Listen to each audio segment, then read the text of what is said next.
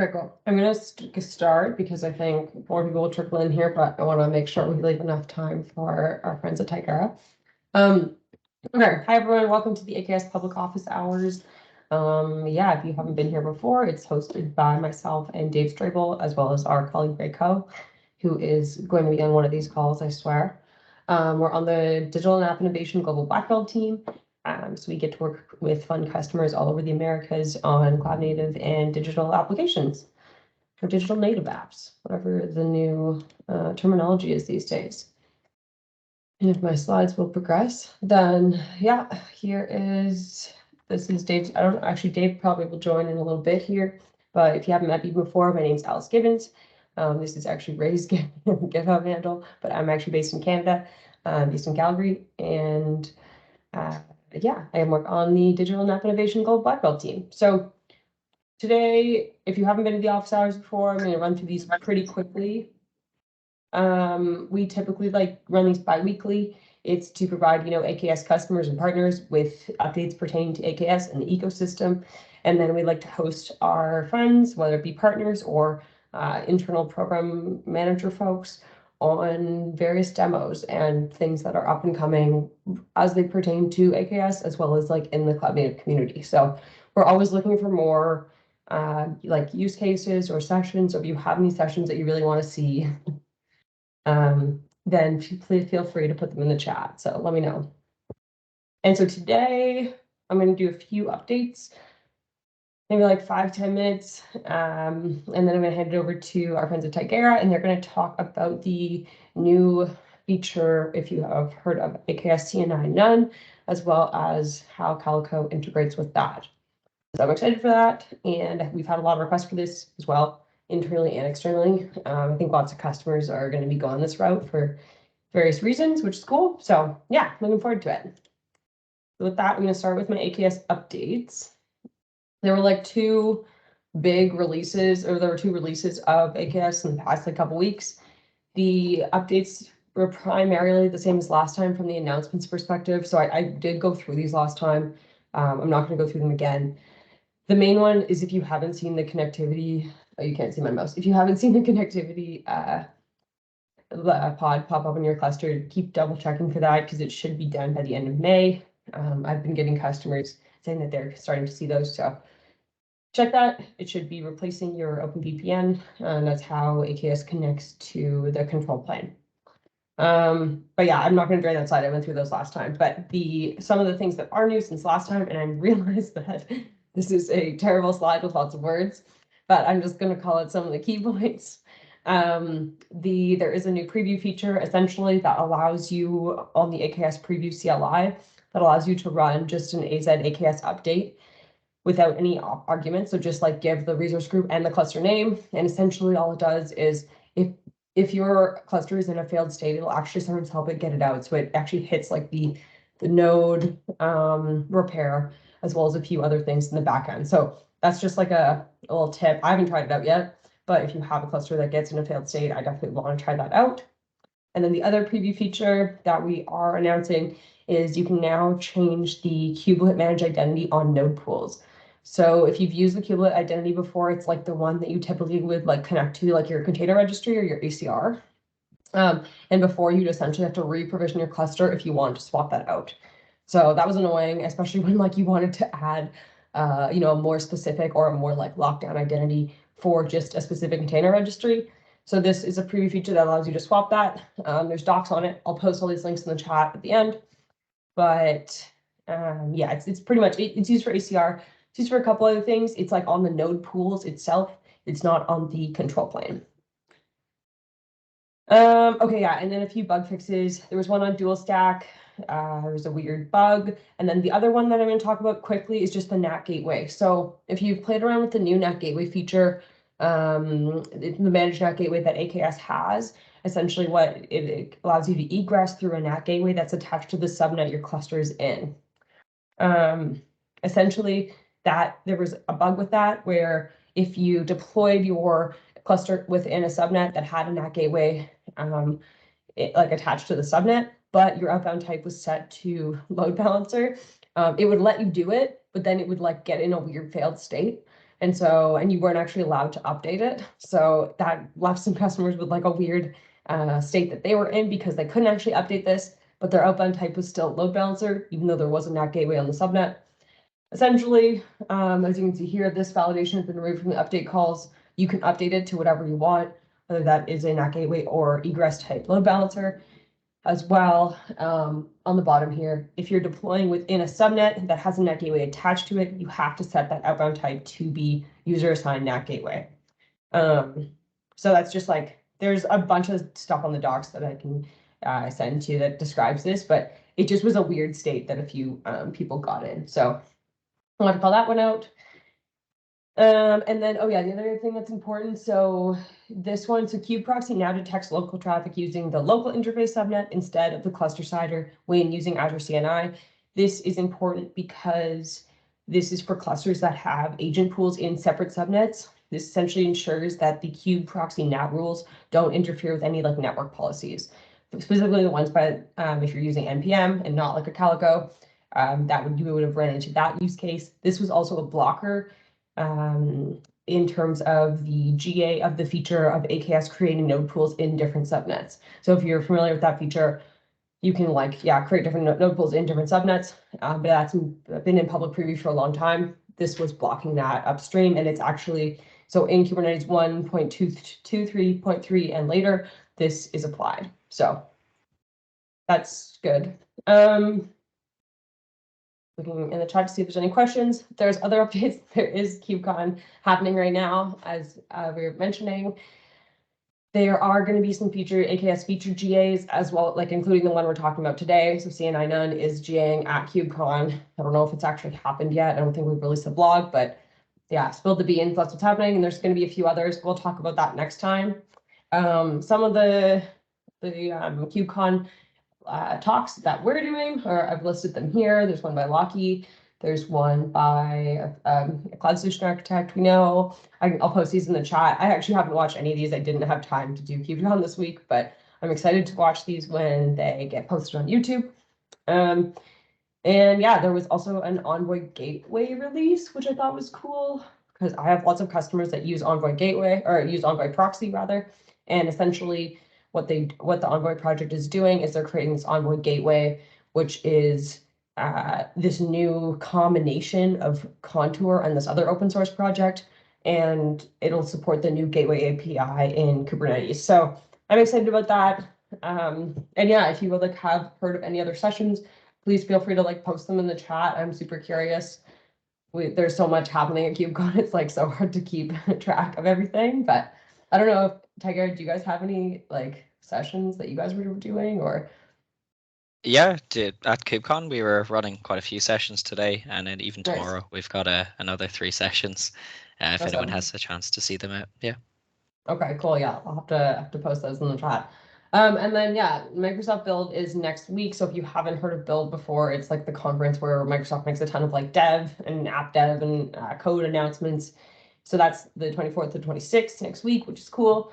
I put a few sessions in here that I'm looking forward to. A lot of these are around container apps, which is a public preview service that we have on Azure right now.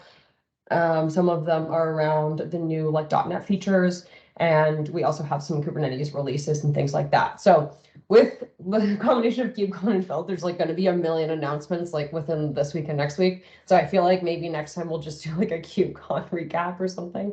I don't know. We haven't fully decided, but I think it'd probably be a good idea, at least personally. And yeah, if anyone has, I think that's my 10 minutes, but if anyone has any questions on any of the things I've shared, I'm going to post these in the chat. Richard, I see you went to the Kubernetes on Azure Day. I'd be super curious how that went. Otherwise, yeah, I will hand it over to our friends at Tigera.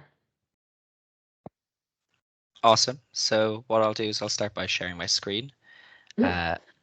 System preferences. Give me 2 moments. There's always another problem.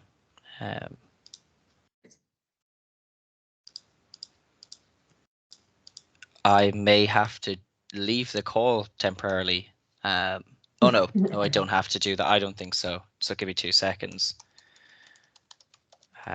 Mac always makes it a little bit difficult with these system preferences, but yeah, Okay, I have to quit and reopen, but then I'll be straight back on. Okay, no worries. Cool. Well, while Nigel's doing that, does anyone have any questions or comments? Has anyone watched any KubeCon sessions? I usually wait until they're on YouTube, but yeah, hey Josh. Perfect. So I think we're all here now.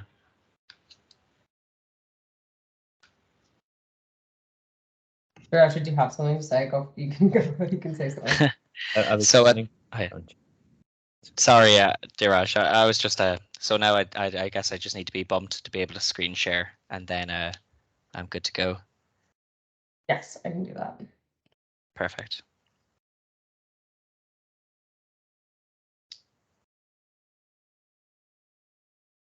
Okay, so Okay. you are already that, but I will try and redo it. Yeah, maybe I've come in as a different user this time. Don't know if that's a thing on Teams. Or do I just click request control? Okay, here we go. I will go. I'll make both of you. I'm making both of your users Okay. a presenter, so I hopefully one of them will work. I think Yeah, that should work fine. Okay. So look, thank you, and I'm just going to deny that, and I'm just going to start by sharing the slide deck. So yeah, thank you for everyone who joins, and apologies for if my voice sounds a bit odd. Just a lot of talking today at KubeCon, but today we're going to focus on this BYO CNI functionality that's now open on Azure AKS. So how Calico worked in the past within AKS was Azure was the CNI plugin.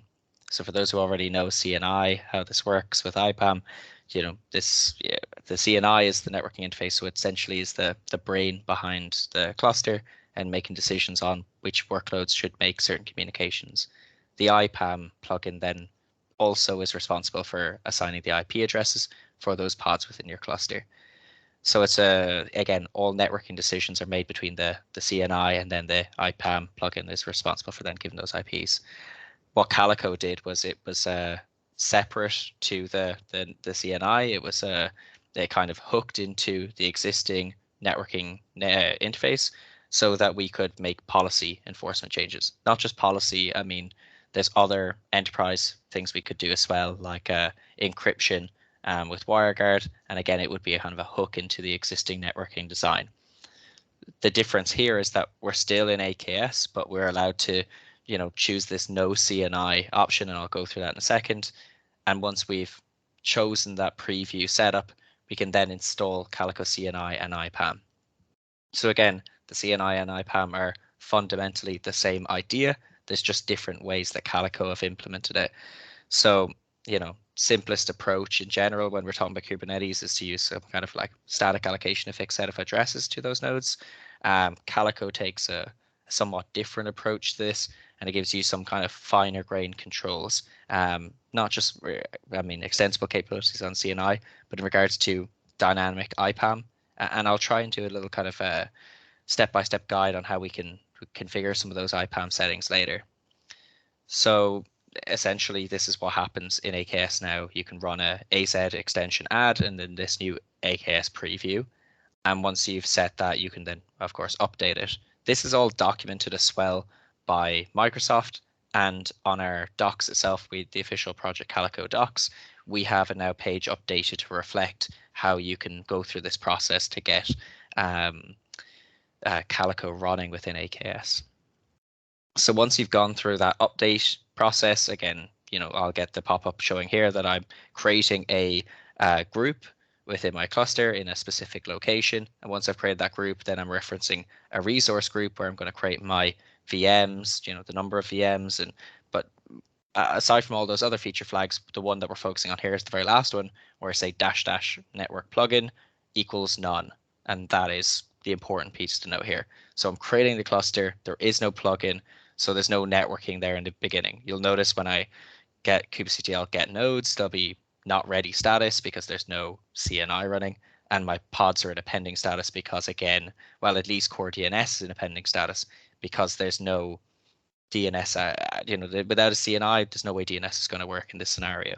So this is expected behavior, and then we would go through the operator-based install. So as you can see there, it's just a simple running kubectl create-f on the hosted operator file that's hosted by the Project Calico team, and that's how we install Calico. So you can see there, install the operator, and then there's one other thing to consider is that right now the implementation with AKS, it only supports VXLAN as the encapsulation method. So I know people might be familiar with Calico, say, well, it supports IP and IP tunnel, it supports VXLAN, and then even supports non-encapsulation methods like BGP with the underlying fabric. And that applies to kind of other environments that use the CNI. But in the case of Calico and AKS, it is only VXLAN. So what I'm doing here is I create an install kind, and again, it's modifying the existing operator to specify, yes, the provider is AKS. The type is going to be Calico in this case. BGP is disabled because we don't support BGP in this case. And then when I'm configuring my IP pool to decide a range of 10.244.0.0/16, yes, I set my encapsulation method as VXLAN in this case, and that's it. I also run an operator for the API server to make sure it's up and running. And when you run kubectl get nodes, you'll now see all the nodes are in a ready status. So this means good, we've got the CNI running, and proof of where the CNI should be is when we say kubectl get pods in the Calico system namespace. Once you see the Calico-node pods, that means there's the relevant component is installed on each node. And also I'd have my kube controller and Taifa components installed as well in the cluster. And they're all relevant, and we'll come to those in a while. So again, why is it even worth considering having Calico? Because we already have an Azure CNI. There's a few reasons why it might be interesting. Initially, this is designed for standard Linux. So, it's going to have IP tables and kube proxy, so the pretty much standard implementation. However, Calico as a project extends to other data planes. So things like eBBF has grabbed a lot of attention recently because it allows you to write kernel level hooks for observability or security, just other extensible capabilities, as well as, the main reason is performance gains and scalability. So again, if Calico can work at eBBF, then we can maybe extend to eBBF data plane within our existing AKS cluster. This currently is a feature that's not stable, it's just unsupported. Again, this is all a preview state, so I wouldn't be throwing this in production right now. Azure CNI would still be the preferred CNI for production grade environments. But it's worth noting, what we can achieve with Calico. Also, if you're already using Calico, let's say in Azure, using VXLAN anyway, then maybe you want to take the existing CNI that you're familiar with, the same IPAM settings, and apply the same logic in AKS as what you would do in on-premise in Azure. So again, this idea of multi-cloud, whether you've got a hybrid cloud strategy, cloud native, or a managed cloud through AKS, it's nice to be able to replicate the same network design without needing to learn or adjust to different networking settings. This also applies to container types. So for the most part, people deal with Windows or Linux-based workloads, I should say, but there are use cases where people want to work with Windows workloads. It's just making sure that you have support for different environments, different distributions, and even if you're maybe new to Microsoft, you're making a migration over, then being able to, take the CNI you're familiar with that might have been on, let's say, RKE by Rancher, and taking that to AKS is actually really nice. So yeah, here's just an example. Calico now works on, at least in preview state on AKS. It's the default CNI implementation actually for HCI in Azure.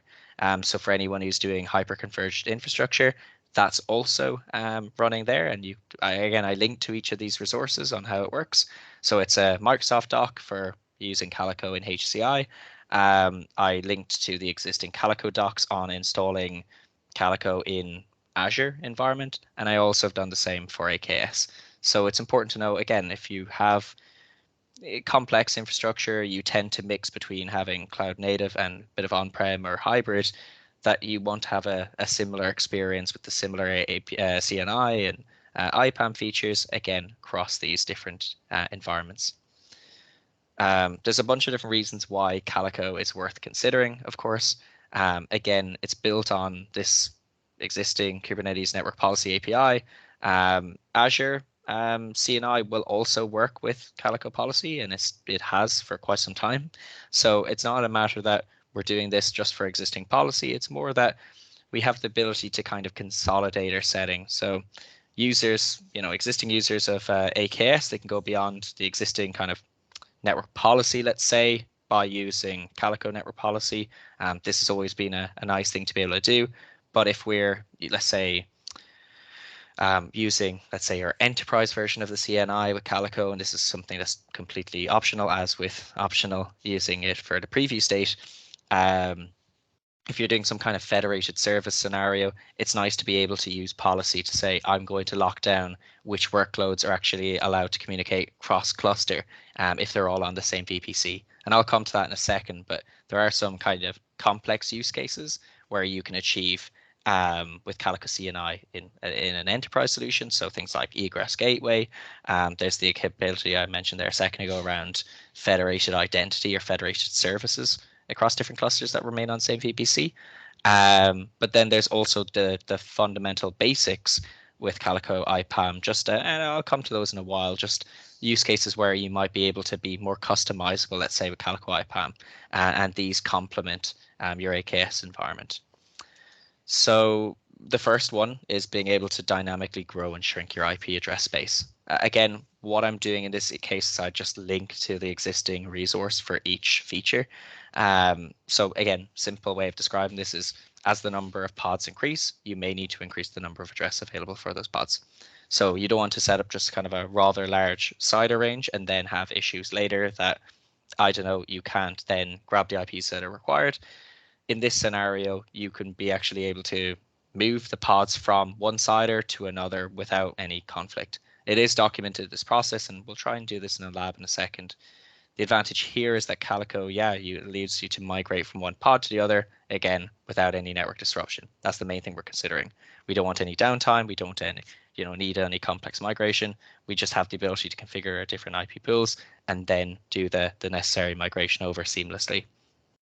The other is configuring, again, I can see how this is a bit text heavy, so apologies for those who don't like reading through much text, but the ability to configure floating IPs.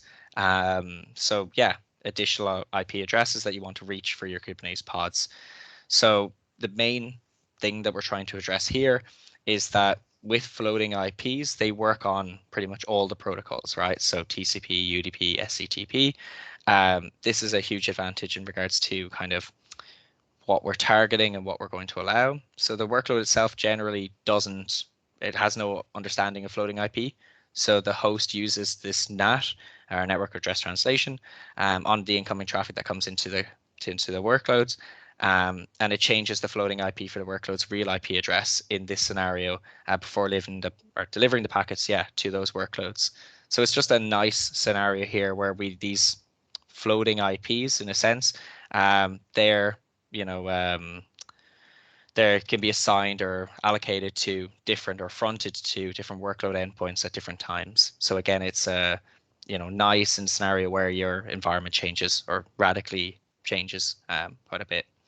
And then the third part, and again, it sounds simple, but it does serve a purpose if you have other extension tools, is being able to interoperate. I always find that a hard word to say, against existing legacy firewalls. Now, what I'm referring to here, there's two ways of interpreting this. Is on the enterprise feature I mentioned a while ago, there was this egress gateway where you set up essentially a routable IP on a pod within your network namespace so it can communicate with external legacy firewalls. The difference here is I'm saying that you can also, again, the traditional scenario where Kubernetes pods, they interact with external systems, they make decisions based on IPs. Like that would have been how it works with traditional firewalls. They target a set IP. Since pods, their IPs tend to change regularly, you may need to define several IP ranges to explicitly assign the pods to those ranges in order to achieve that. Now with Calico IPAM, you can restrict, let's say, a pod to use an address from a specific range rather than from the whole area. And in this scenario, you can even use an exact IP address. So if you have a small isolated CIDR and that is your pool in this case, or a specific range that you want to target, then you can say these pods can only communicate this one. And this works for really well actually for traditional firewalls, so they can target that smaller range rather than saying, again, if a pod is given an IP from a larger range, then you have to allow all of that for this external legacy server, so or a firewall. So that kind of leaves some security gaps there. Another reason, and again, it's not a huge reason, depends on circumstance why this matters, but Calico is actually performs really well. So there's no point in me saying it because this is the project I work with, but from independent benchmarks, especially the one done by Alexis Ducastle, this was, kind of a well-regarded or well-recognized. It's on INX.io, and it's about, comparing different CNI plugins based on a bunch of different conditions. Again, why it's important to note here is, like, if you're using Azure CNI, it also supports WireGuard encryption with our solution. That's not a major issue. We'll support that in the same way we do at Calico. There may be some slight changes in regards to consumption or general performance, but what we're trying to leave here is Calico is a highly performant CNI, whether encapsulation method or if it's without encapsulation using BGP. But in that scenario, in there, we're specifically using VXLAN for encryption, so for encapsulation of the traffic, and it still holds up pretty well against other third-party CNIs that you could be using now that it's a no CNI option. So with that, again, probably, it's another nice piece to note, but it's not a massive thing to point out, is like you can customize a lot of things in IPAM, including the MTU, the maximum traffic unit, I think is the acronym there. But you can basically, if there are performance hits that you ever do get, you have the ability to decrease the MTU to resolve packet loss or even fragmentation related problems when it's too high. So you just have this ability to even customize MTU as well using Calico, but by default it does auto detect actually the correct MTU for your cluster. So there's a lot of things that IPAM plugins doing automatically. It's configured to get the best results. However, you have the ability to customize this somewhat yourself for the best possible results.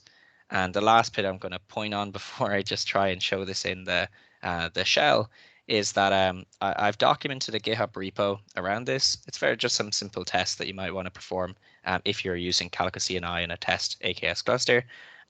We have a best practice guide and just in regards to Calico's networking, how it should work or how best to use it.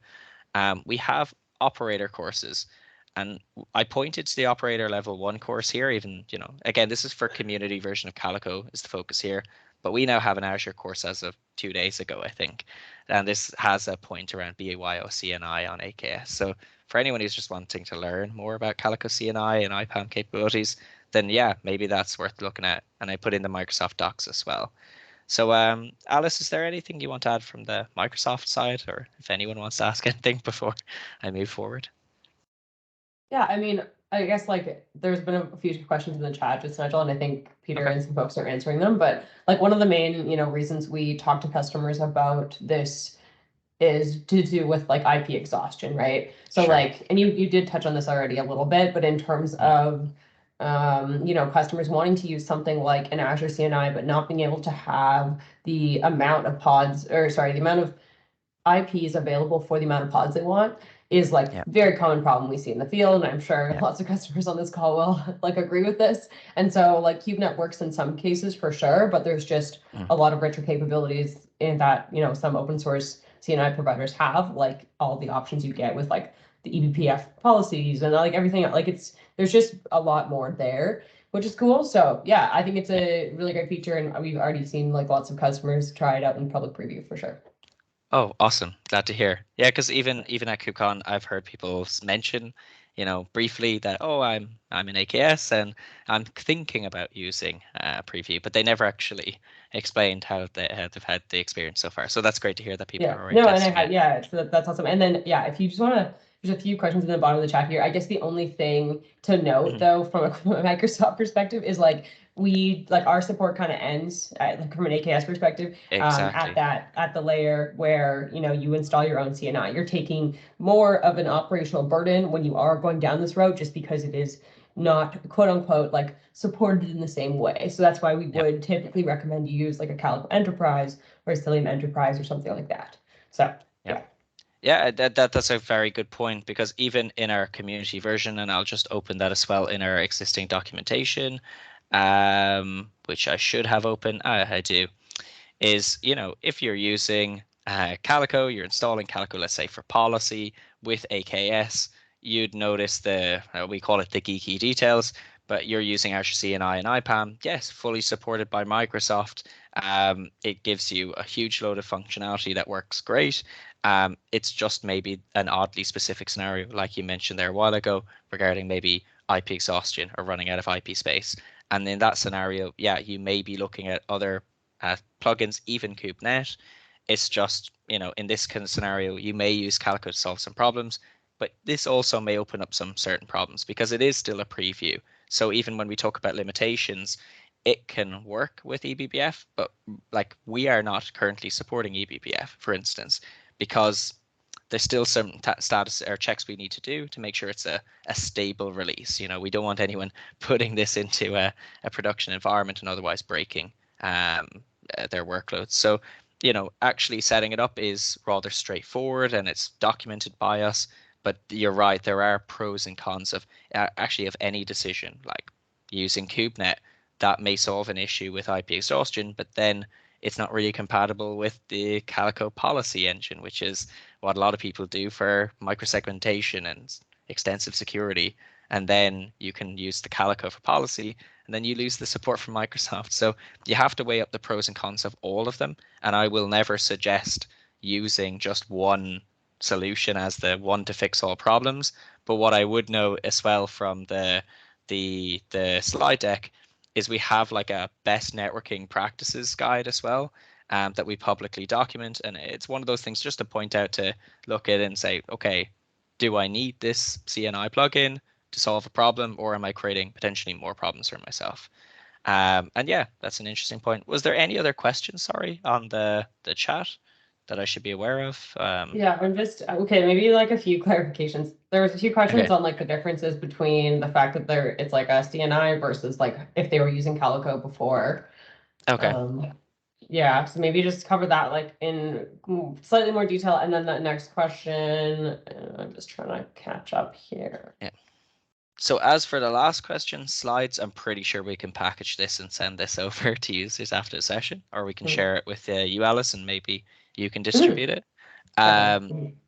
As for, does Calico have support plan for we will be just for we will definitely send our slides to Alice, and Alice, you can send it over to the participants. So slides, any recording you guys need, we will send it. And then we have co-hosting Microsoft workshops with us, and there is another one which is very specific to AKS HCI. So we'll send links to those. So there is a whole information you will get with respect to what all Calico and Microsoft have going on together. Yeah. As for the last question there about the training resources that you wanted to send over, yeah, I can actually send over those. We have this Tigera operator or academy, I guess I could put it, and I'll just put that in the chat because I think it's a great starting point if you're new to Calico CNI and never used this before. I'll definitely link that in chat. But if there's any other resources required, we can also look to support or to get those. There was a comment there, Tigera provides support for Calico. It's not integrated Microsoft support at the front end. Is that an answer to a question? Sorry. Oh, that was Peter. Sorry. Yes. Okay. Yeah, that makes sense. Okay. Yeah. No, that's cool. Yeah. Does Calico have support for plans for CNI? Yeah, like as Alice mentioned there a while ago, if we're using this in an enterprise sense, yeah, then this will be part of an enterprise support agreement between Tigera and whoever's using Calico CNI, either in Calico Enterprise or Calico Cloud. Obviously, open source, with it being in preview mode, it's very much a community-backed support. You can get support from Slack, but again, this is where a potential drawback may exist versus using Azure and you getting the full support from Microsoft. So that is something worth considering. Is there any other questions I missed? Oh yeah, Calico CNI at the moment in AKS. Yeah, you might have noticed that it doesn't currently support Windows containers. So that is going to be supported for sure. I was actually speaking to one of the lead developers on this, and that is a plan. It's just this is the very earliest release of BYO CNI for Calico, and for sure it will support Windows as well as Linux workloads. So that is also a huge reason why you might want to consider using Calico CNI. Yeah, as for, oh yeah, sorry. So there was other parts that I was going to show. If we still have time, let me know if we're short on time. But I was just going to go into my Azure shell. And yeah, there was just one command there a second ago was you can actually just run this kubectl installation default or whatever, check the current default, and it should show you that you've got Calico, IPAM, or CNI running in that environment. If it is something you want to test, I've put together this kind of a simplistic GitHub repo, but it kind of puts some context together between using the Calico CTL. I obviously made it an executable in this case. But if you want to perform any of these tests, like migrating one IP pool from one to another, it's quite straightforward. Actually, I can go over here, run it in my, Calico CTL get IP pool. Yeah, I have to do this allow version mismatch because I allowed that to happen. But yeah, if you want to migrate the pools over, by default, there is going to be this default IPv4 IP pool. So when Calico CTL, you can use this utility to check on your IP pools, see how everything's configured. As I mentioned earlier, it's VXLAN mode always in this case, because we are only working with VXLAN mode for the AKS implementation. If you want to go in here and make any changes, let's say you want to see which applications are created or associated with that default range, then you can run this with the, again, allow version mismatch at the end. And just like that, you can see right now, because I have this CIDR of 10.244.0.0/16, all of my my pods inside my cluster, it's a very simple cluster, are going to take their IPs from that network. So what I'm going to do in this case is I need to, create a new IP pool. And right now it's as simple as just copying this YAML file. You can see I'm creating a new CIDR, which is 10.0.0.0/16, and it's just going to be called new pool. So when I run that previous command, I should now have two IP pools. So this one will just be called new pool. And what I then want to do is that safe migration. Did that work? I don't know why that didn't work. So I can actually just go in here and copy the YAML manifest just out of it. Vi new.yaml, insert, paste, and just apply. The idea here is it shouldn't have this issue with the SDN, the project Calico. Oh, maybe I created an issue there, and I think I know why.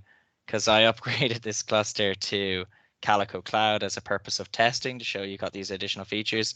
So I've changed the API version in this case. I think if I can edit this to maybe just remove v3, that should work. But if not, I'll go back and I don't need to update this file for you. Apologies. This will work fine with community, but not going to work for me in this one case. But actually doing it is rather straightforward. Yeah, so these are the API versions for the community open source version, not for the enterprise that I was previously doing a test on. Once you've created it, you can then see you have the new pool. You can see with the 10.0.0/16. Again, it's using VX. Actually, this one said VXLAN never, but it should be always. That's absolutely fine. So again, don't set it to IP and IP. I set to IP and I mode always. Should have put that as never. In this case, when you check the file, you can see that again, it's got the relevant IP CIDR matched to the pool itself. Once you've done this now, you can make your change. So you can make your change to say like NATA going is true and to disable the previous IP pool. So you just go into the pool, and I've already put that here to there was one of the modes, yeah, not outgoing mode, or I said, where is it again?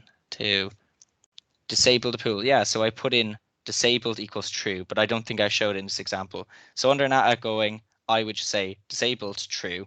And after I've disabled not outgoing, then you should go back and you'll notice that, okay, disabled is set to true. So now the default IP pool is no longer enabled.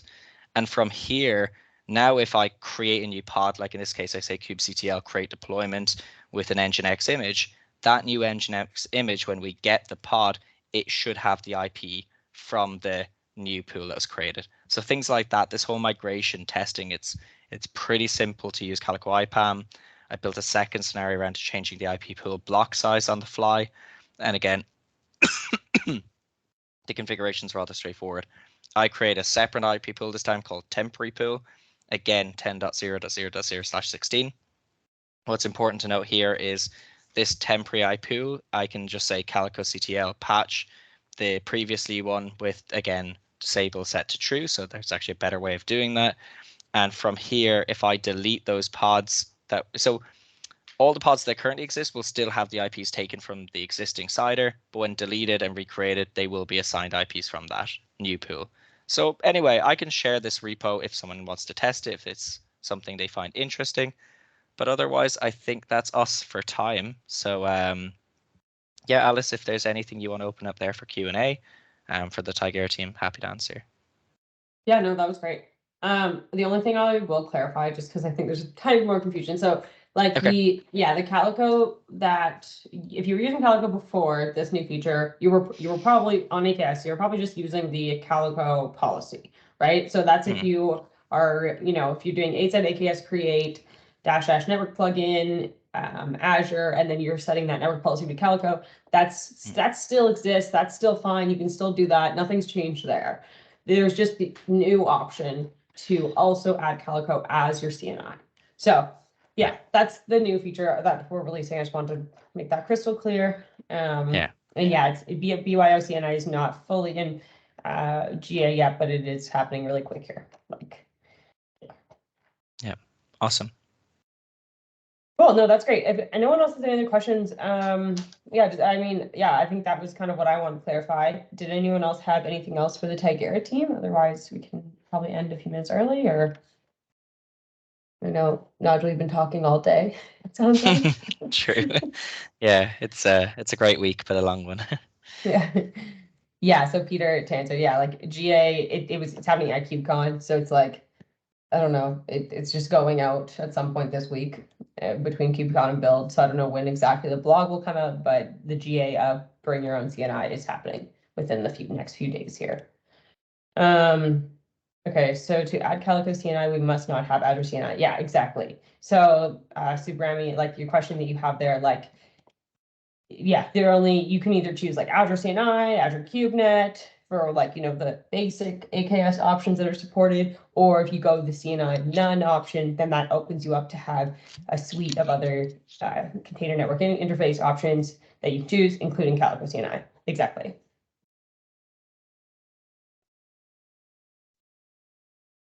That's not clear. Cool.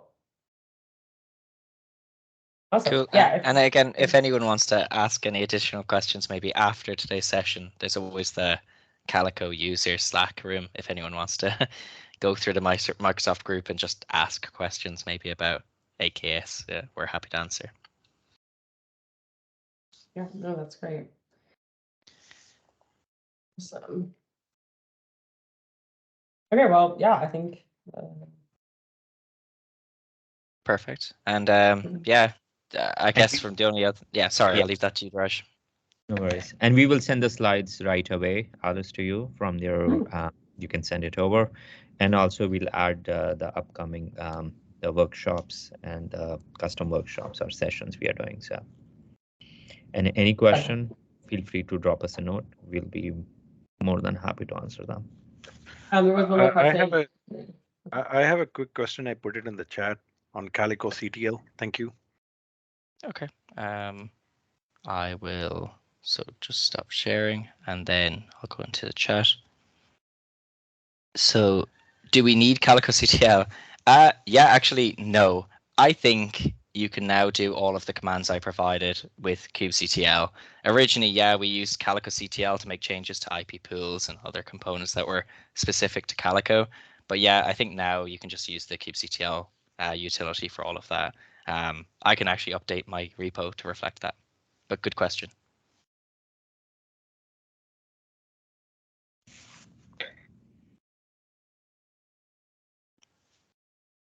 And now I can use Flux with Calico Policy. Yeah, that's possible as well. True. Oh, well, yeah, thanks guys. Appreciate it. I will, make sure this goes on YouTube, and yeah, have a good rest of your day. Hopefully you can get some sleep after KubeCon. We'll try. Thanks again. And Thank you. bye for now. Bye, everyone. Have a good day.